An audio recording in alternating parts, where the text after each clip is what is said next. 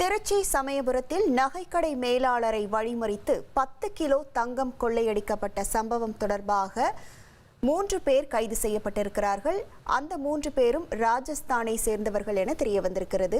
திருச்சி சமயபுரத்தில் நகைக்கடை மேலாளரை வழிமறித்து 10 கிலோ தங்கம் கொள்ளையடித்த சம்பவம் தொடர்பாக 3 பேரை போலீசார் கைது செய்திருக்கிறார்கள். முழு விவரங்களோடு இணைகிறார் நமது செய்தியாளர் வினோத். வணக்கம் வினோத், இந்த சம்பவம் தொடர்பான முழு விவரங்கள். வணக்கம். சென்னை சவுகார்பேட்டை பகுதியில் இயங்கி வரும் பிரபல ஜுவல்லரி கடையில் பணியாற்றி வரும் மேற்பார்வையாளர் குணவத், விற்பனை பிரதிநிதி பிரதீப்கான் மற்றும் கார் ஓட்டுநர் உள்ளிட்ட 3 பேர் நேற்று முன்தினம் இரவு திண்டுக்கல்ல இருந்து 10 கிலோ தங்க ஆபரணத்துடன் திருச்சி வழியாக சென்னை நோக்கி காரில் புறப்பட்டு சென்று கொண்டிருந்தனர்.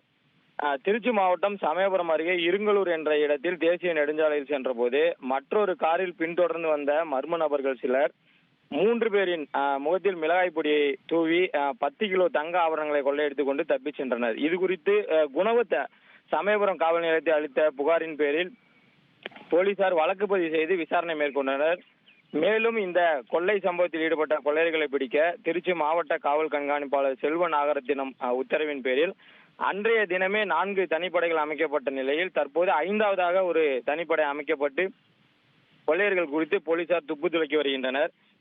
இந்த நிலையில் சம்பவத்தன்று ஜுவல்லரி கடை பணியாளர்கள் வந்த காரை ஓட்டி வந்த ஓட்டுநரிடம் போலீசார் நடத்திய விசாரணையில் அவர் கொள்ளையர்கள் குறித்து சில முக்கிய தகவல்களை போலீசாரிடம் தெரிவித்திருக்கிறார். அதன் அடிப்படையில் இந்த கொள்ளை சம்பவமானது தீரன் படத்தில் வருவது போல பவாரியாக்கர்களால் அரங்கேற்றப்பட்டிருக்கலாம் என நம்ம தமிழக போலீசார் சந்தேகித்துள்ளனர். இதன் தொடர்ச்சியாக 3 தனிப்படை போலீசார் நேற்று இரவே ராஜஸ்தான், ஹைதராபாத், ஆந்திரா உள்ளிட்ட மாநிலங்களுக்கு விரைந்து சென்றனர்.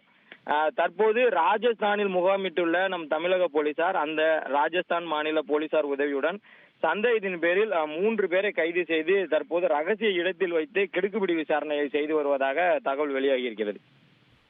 உங்கள் விவரங்களுக்கு நன்றி வினோத்.